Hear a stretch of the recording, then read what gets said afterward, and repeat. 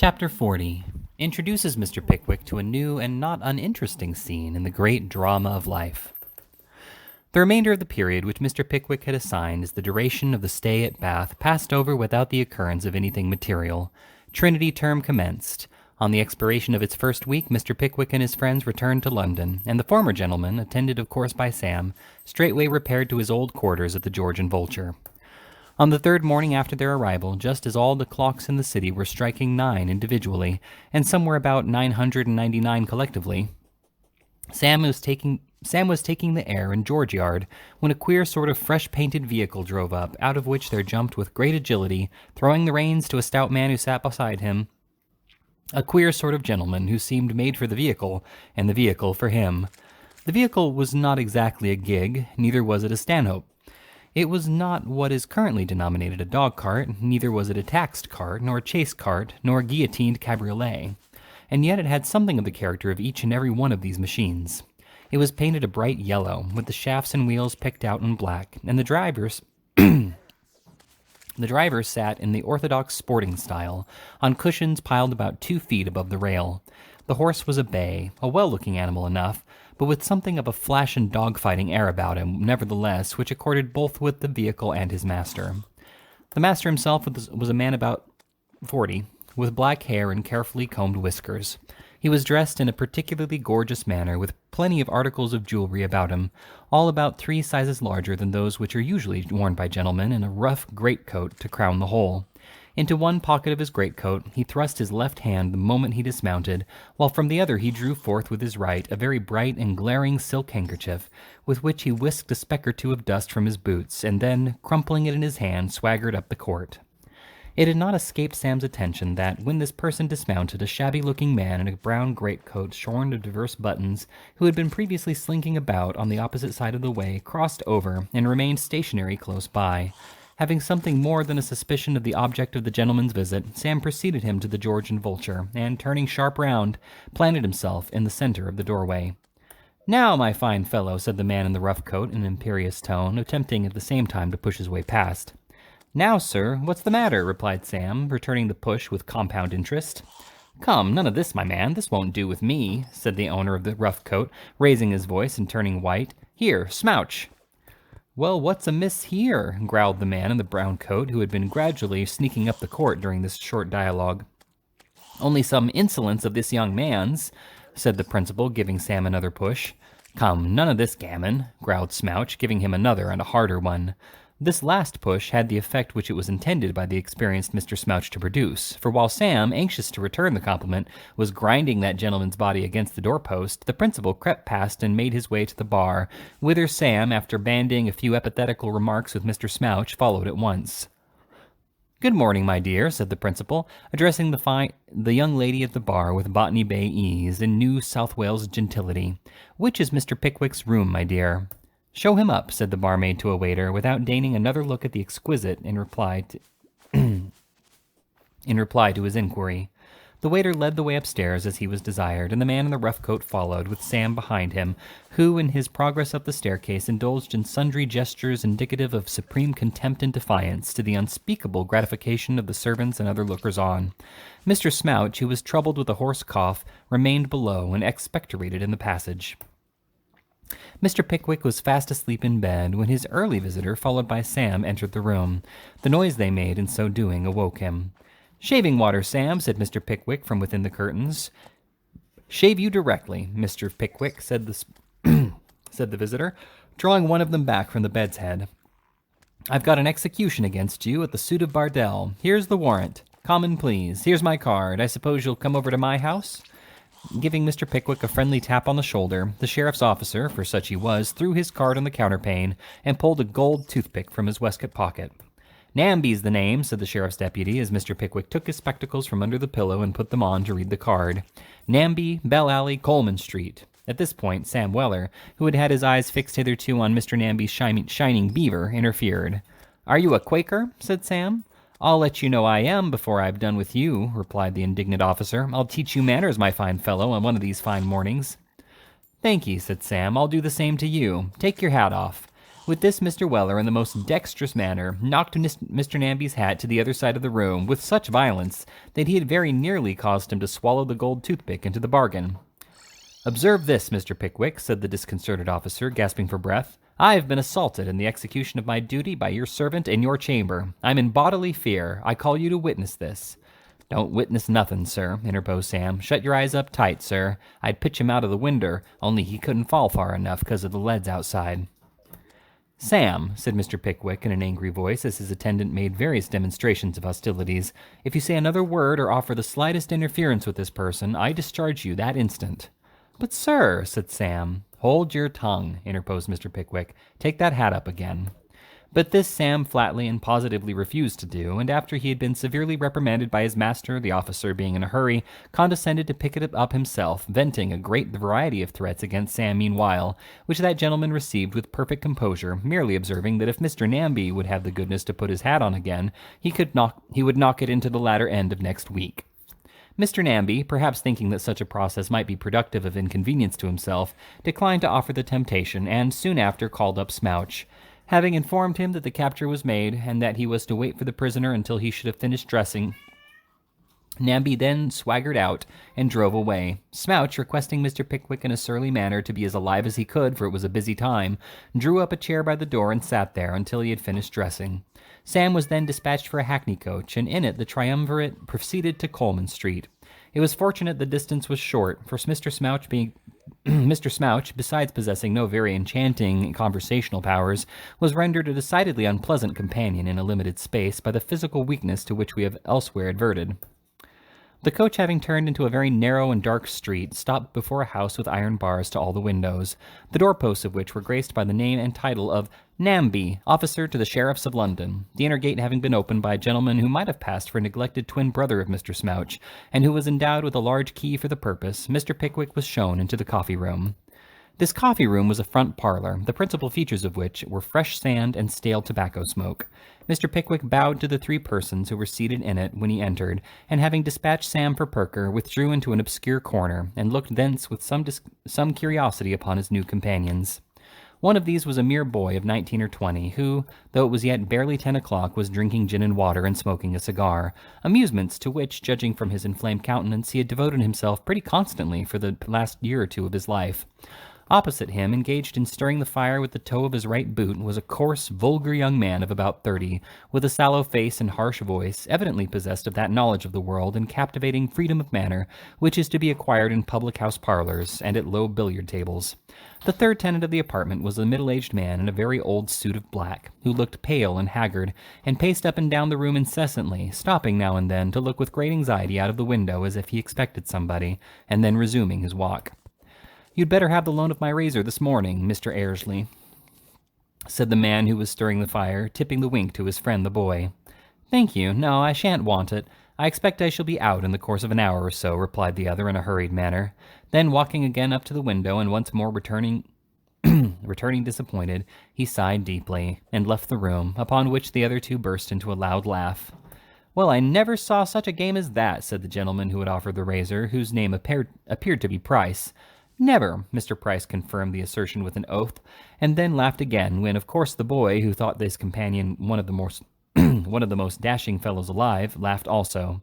"You'd hardly think, would you now," said Price, turning towards Mr. Pickwick, "that chap's been here a week yesterday and never once shaved himself yet because he feels so certain he's going out in half an hour's time, thinks he may as well put it off till he gets home." "Poor man," said Mr. Pickwick. "Are his chances of getting out of his difficulties really so great?" "Chances be danged," replied Price. "He hasn't half the ghost of one. I wouldn't give that for his chance of walking about the streets this time 10 years. With this, Mr. Price snapped his fingers contemptuously and rang the bell. "Give me a sheet of paper, Crookie," said Mr. Price to his attendant, who in dress and general appearance looked something between a bankrupt glazier and a drover in a state of insolvency. "And a glass of brandy and water, Crookie, do you hear? I'm going to write to my father, and I must have a stimulant, or I shan't be able to pitch it strong enough into the old boy." At this facetious speech, the young boy, it is almost needless to say, was fairly convulsed. "That's right," said Mr. Price. "Never say die. All fun, ain't it?" "Prime," said the young gentleman. "You've got some spirit about you, you have," said Price. "You've seen something of life." "I rather think I have," replied the boy. He had looked at it through the dirty panes of glass in a bar door. Mr. Pickwick, feeling not a little disgusted with this dialogue, as well as with the air and manners of the two beings by whom it had been carried on, was about to inquire whether he could not be accommodated with a private sitting-room, when 2 or 3 strangers of genteel appearance entered, at sight of whom the boy threw his cigar into the fire, and whispering to Mr. Price that they had come to make it all right for him, joined them at a table in the farther end of the room. It would appear, however, that matters were not going to be made all right quite so speedily as the young gentleman anticipated, for a very long conversation ensued, of which Mr. Pickwick could not avoid hearing certain angry fragments regarding dissolute conduct and repeated forgiveness. At last there were very distinct allusions made by the oldest gentleman of the party to one Whitecross Street, at which the young gentleman, notwithstanding his primeness and his spirit, and his knowledge of life into the bargain, reclined his head upon the table and howled dismally. Very much satisfied with this sudden bringing down of the youth's valor and this effectual lowering of his tone, Mr. Pickwick rang the bell and was shown at his own request into a private room furnished with a carpet, table, chairs, sideboard, and sofa, and ornamented with a looking-glass and various old prints. Here he had the advantage of hearing Mrs. Namby's performance on a square piano overhead while the breakfast was getting ready. When it came, Mr. Perker came too. "Aha, my dear sir," said the little man. "Nailed at last, eh? Come, I'm not sorry for it either, because now you'll see the absurdity of this conduct. I've noted down the amount of the taxed costs and damages for which the Casa was issued, and we had better settle at once and lose no time. Namby has come home by this time, I dare say. What say you, my dear sir? Shall I draw a check, or will you?" The little man rubbed his hands with affected cheerfulness as he said this, but glancing at Mr. Pickwick's countenance, could not forbear at the same time casting a desponding look toward Sam Weller. "Perker," said Mr. Pickwick, "let me hear no more of this, I beg. I see no advantage in staying here, so I shall go to prison tonight." "You can't go to Whitecross Street, my dear sir," said Perker. "Impossible. There are 60 beds in a ward, and the bolt's on, 16 hours out of the 24. "I would rather go to some other place of confinement if I can," said Mr. Pickwick. "If not, I must make the best I can of that." "You can go to the Fleet, my dear sir, if you're determined to go somewhere," said Perker. "That'll do," said Mr. Pickwick. "I'll go there directly I've finished my breakfast." Stop, my dear sir. Not the least occasion for being in such a violent hurry to get into a place that most other men are as eager to get out of," said the good-natured little attorney. "We must have a habeas corpus. There'll be no judge at chambers till 4 o'clock this afternoon. You must wait till then." "Very good," said Mr. Pickwick with unmoved patience. "Then we will have a chop here at 2. See about it, Sam, and tell them to be punctual."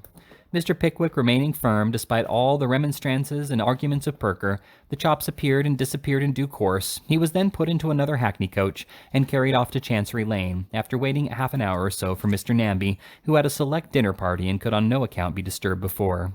There were 2 judges in attendance at Sergeant's Inn, one King's Bench and one Common Pleas, and a great deal of business appeared to be transacting before them if the number of lawyers' clerks who were hurrying in and out with bundles of papers afforded any test. When they reached the low archway which forms the entrance to the inn, Perker was detained a few moments parleying with the coachman about the fare and the chart and the change, and Mr. Pickwick, stepping to one side to be out of the way of the stream of people that were pouring in and out, looked about him with some curiosity. The people that attracted his attention most were 3 or 4 men of shabby genteel appearance, who touched their hats to many of the attorneys who passed, and seemed to have some business there, the nature of which Mr. Pickwick could not divine. They were curious-looking fellows. One was a slim and rather lame man in rusty black and a white neckerchief. Another was a stout, burly person, dressed in the same apparel, with a great reddish-black cloth round his neck. A third was a little weazen, drunken-looking body with a pimply face.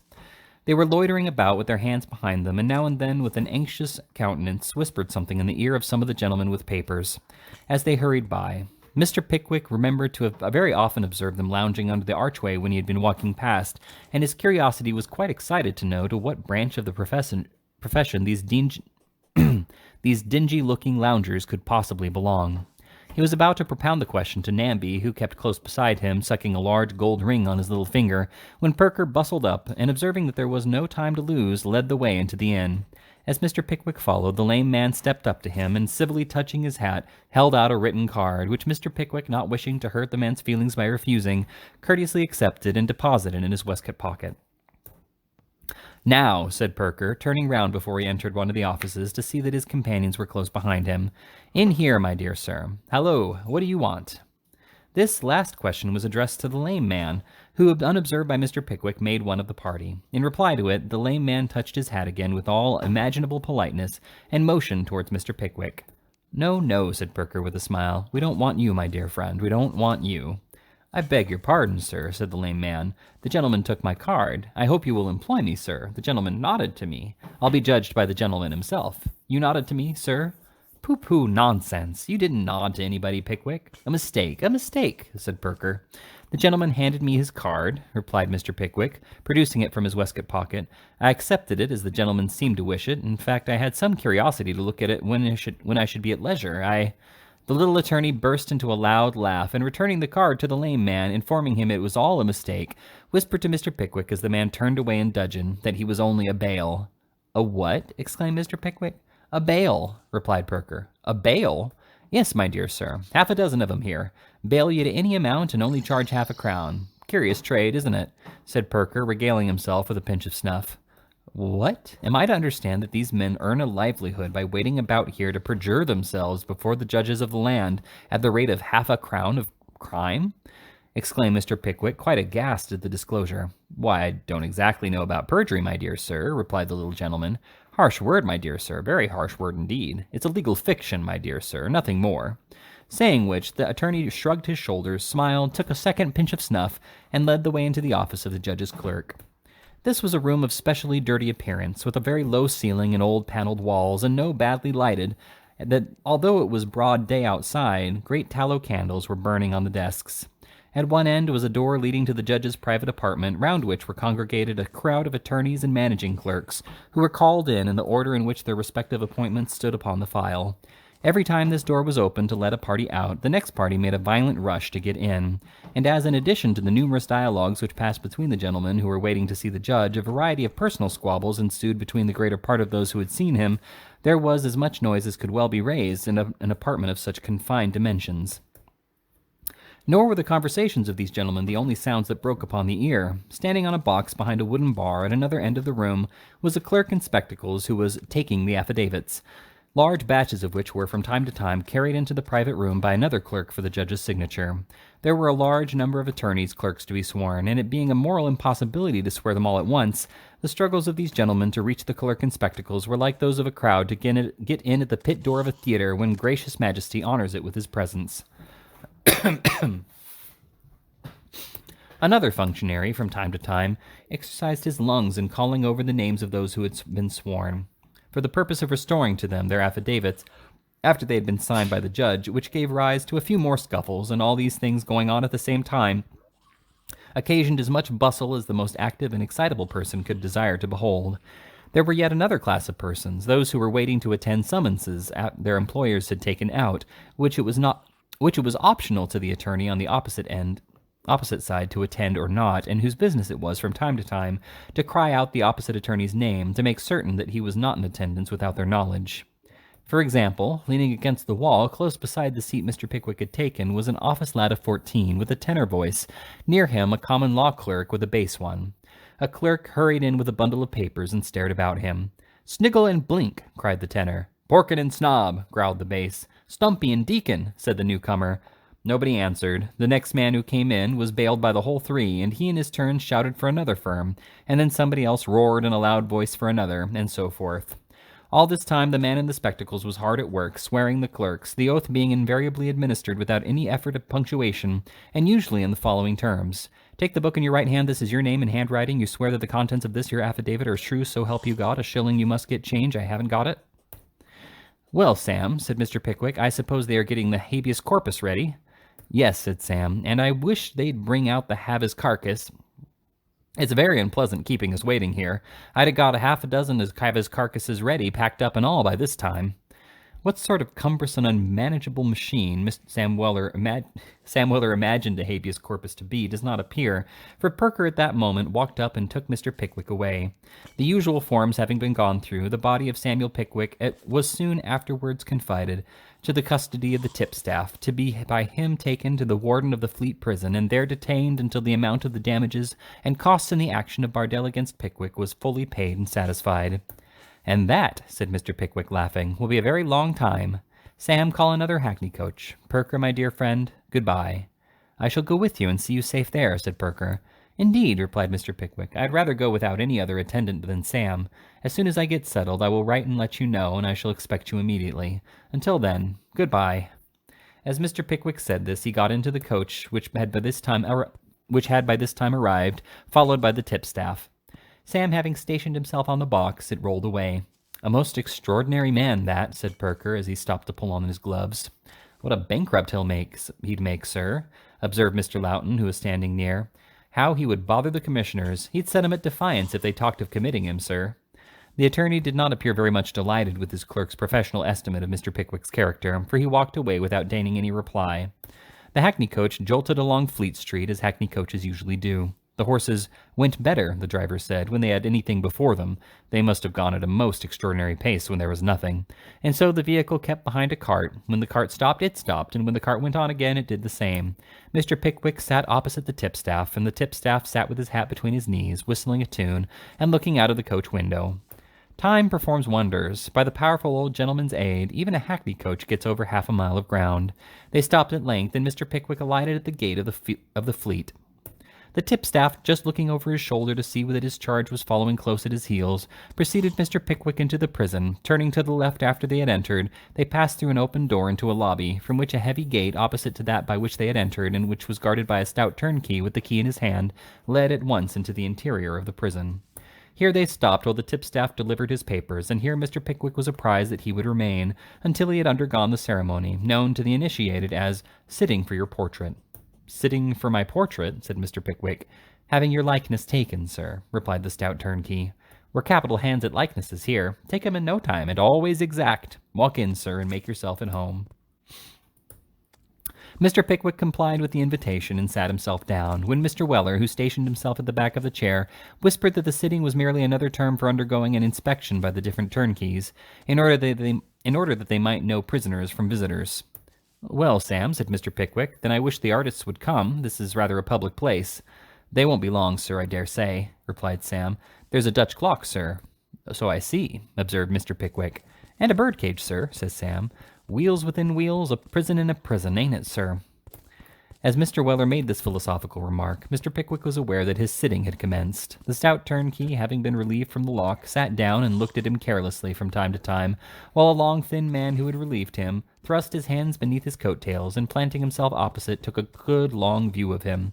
A third rather surly-looking gentleman, who had apparently been disturbed at his tea, for he was disposing of the last remnant of a crust and butter when he came in, stationed himself close to Mr. Pickwick, and, resting his hands on his hips, inspected him narrowly, while two others mixed with the group and studied his features with most intent and thoughtful faces. Mr. Pickwick winced a good deal under the operation, and appeared to sit very uneasily in his chair, but he made no remark to anybody while it was being performed, not even to Sam, who reclined upon the back of the chair, reflecting partly on the situation of his master, and partly on the great satisfaction it would have afforded him to make a fierce assault upon all the turnkeys there assembled, one after the other, if it were lawful and peaceable so to do. At length the likeness was completed, and Mr. Pickwick was informed that he might now proceed into the prison. "Where am I to sleep tonight?" inquired Mr. Pickwick. "Why, I don't rightly know about tonight," replied the stout turnkey. "You'll be chummed on somebody tomorrow, and then you'll be all snug and comfortable. The first night's generally rather unsettled, but you'll be set all squares tomorrow." After some discussion, it was discovered that one of the turnkeys had a bed to let, which Mr. Pickwick could have for that night. He gladly agreed to hire it. "If you'll come with me, I'll show it to you at once," said the man. "It ain't a large one, but it's an out-and-outer to sleep in. This way, sir." They passed through the inner gate and descended a short flight of steps. The key was turned after them, and Mr. Pickwick found himself for the first time in his life within the walls of a debtor's prison.